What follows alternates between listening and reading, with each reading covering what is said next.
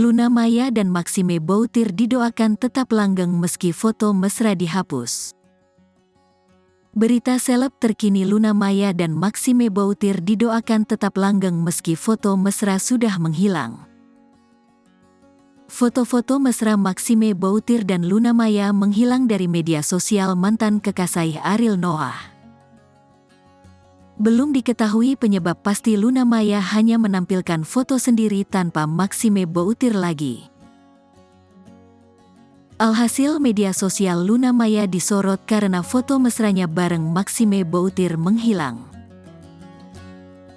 Luna Maya terpergok hapus foto mesra bareng kekasihnya, Maxime Boutir. Meski begitu, pasangan ini masih tetap didoakan untuk tetap menjalin hubungan asmara yang langgeng.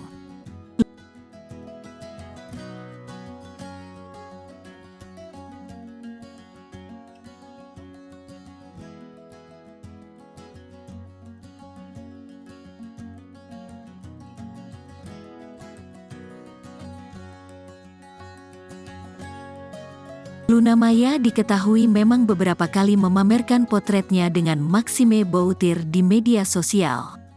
Hanya saja belum lama ini, foto-foto kemesraan mereka mendadak lenyap di dalam media sosialnya. Semua unggahan di akunnya hanya menampilkan foto Luna Maya. Hal itu disadari oleh para penggemar, terutama fans pasangan Luna Maya dan Maxime yang menamai diri mereka Maxim Moon.